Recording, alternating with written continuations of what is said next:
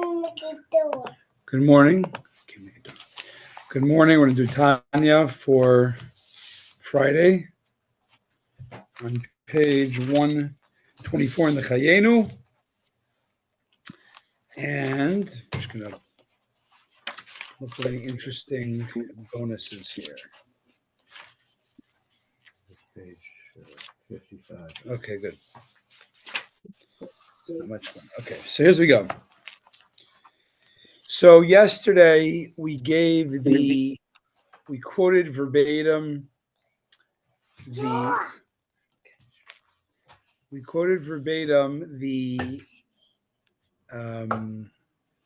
what do you call it?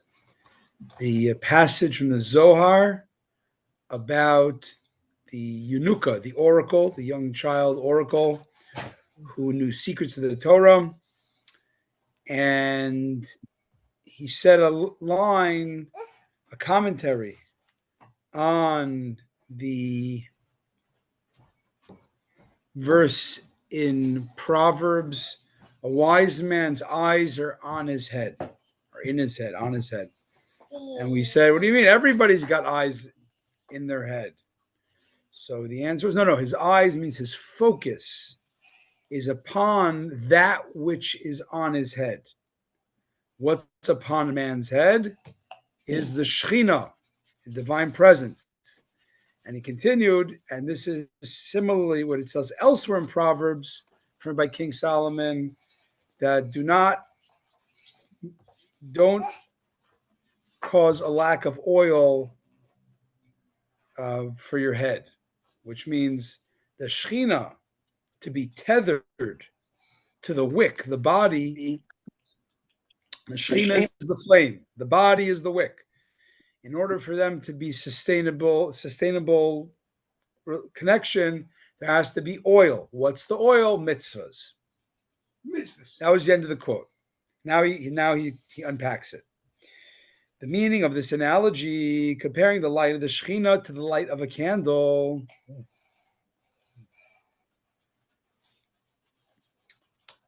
is going to be very clear.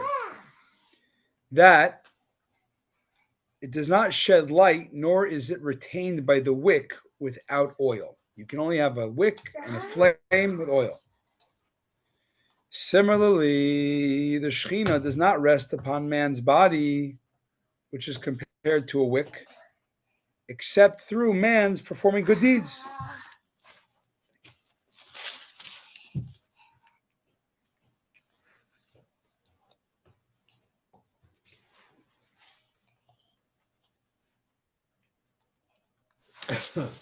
Okay. It is evident from the Zohar, however. So, the main thing you should get out from today is like this. Many people misunderstand this analogy. They think that the soul is the flame, right? They think your soul is your spiritual flame that's on you. That's not the case. The flame is the Shekhinah. The Shekhinah is God's presence. The soul is your battery pack. Soul is the Shekhinah in on your head. The soul must be the Shekhinah. It has to be tied to the Shekhinah. Of course, 100%. But it's not the Shekhinah. Those are different terms. One's mothership, and one's a little alien, a little ship. A what? The soul is not the same thing as the Shekhinah. It might be a refraction of that light, a spark of that light, but it is not. It's a different definition. There's connection, but it's different. For example, are you God, Alan? Are you God? You have a spark of God. There's a difference. I don't even like the word spark. It doesn't ring true. Okay. We're just trying to give an example where it could have relationship to God, the soul's relationship, but it is not actual. You can't say it's the same thing as God, because then everything's the same thing as God. We have to give definitions in our pluralistic world of different stuff. But anyways, it's evident from the Zohar, however, that the soul, although it be a part of God above, it is insufficient to serve as oil for the wick. Now, this is another thing. Why do you need mitzvahs. But said oil is King something that's burned up. It's something that's no longer oil afterwards. It's transformed. Again, let's Oil is something that understand. I think is constant. Let's understand what he's saying, and then we can talk about it. First, look at the words. He said very clearly, the body is the wick, the Shechina is the flame. The oil that bonds them is mitzvahs, is good deeds. So he says it's evident from the Zohar that your soul is not enough to be the bridge to cause a sustainable Shechina manifestation upon you to your body.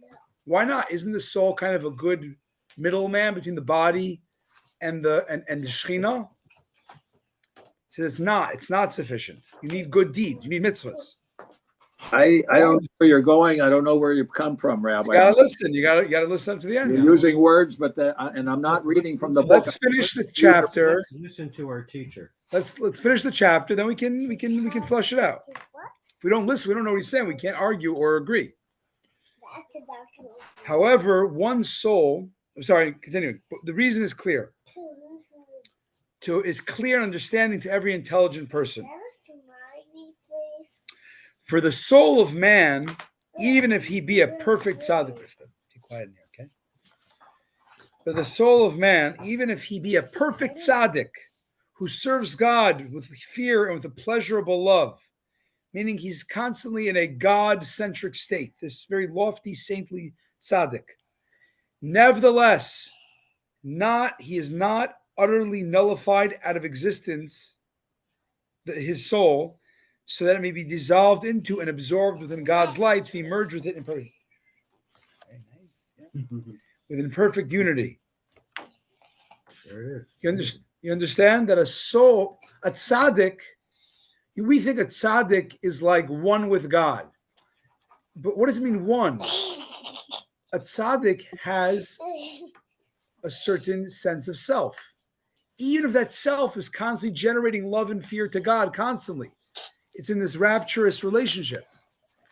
Okay, you want to No. No. He's getting your Yeah. Okay. fun. It's okay.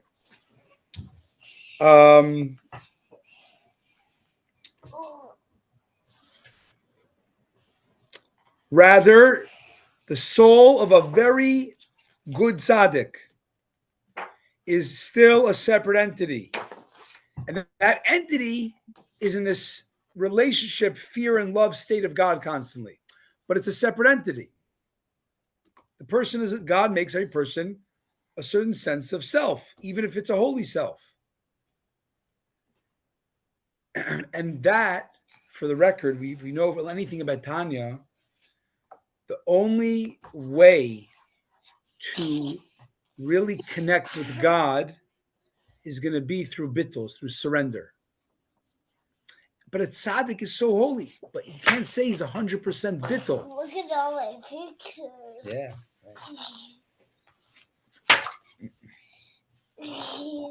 Okay, Rivka. What? Really? Yeah.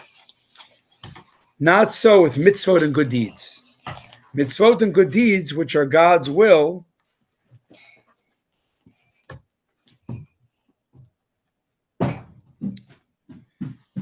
now God's will is the source of life for all the worlds and the creatures. Yeah. Scrap paper. Mm-hmm. Mitzvot, when you do a mitzvah, you are surrendering to God in that moment. Because why? Wow. Why? Wow. Because God's will creates everything. All of creation. The difference of mitzvahs being God's will and God willing to make the ocean, what's the difference? Is that in creation, God's will is descending to all creatures by means of many contractions, tzimtzumim, and by concealment of the countenance of the supernal will, and through a descent from level to level. These are different ideas of tzimtzum. All these steps are necessary so that it would be possible for the worlds and creatures to come to being and to be created ex nihilo, as separate entities without being nullified out of existence, as mentioned above, right? In order, tzimtzum is not just concealment. It's not only there's some net gain, like you can exist when there's tzimtzum. Baruch Hashem. The mitzvot, on the other hand, are the internal aspect of the divine will. There, the countenance is not hidden at all.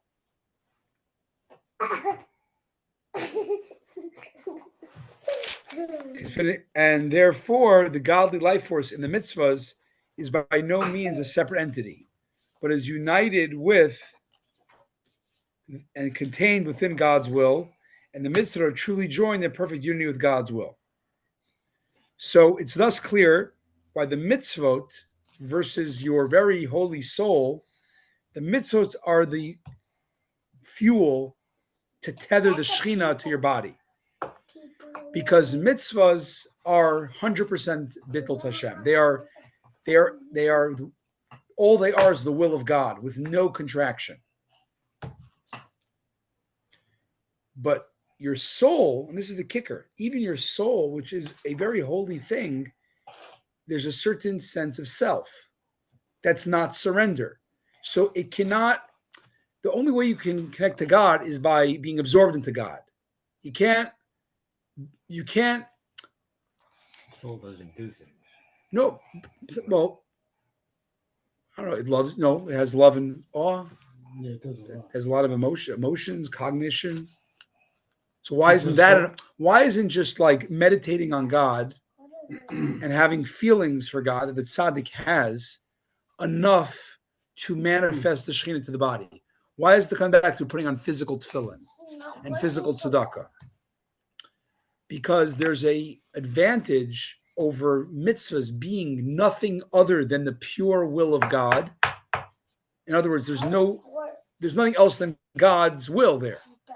Versus anything that's a creature, not just physical creature, but even a spiritual creature like an angel or even loftier, a soul, is a sense of self parameters. It's all holy, but it's parameters.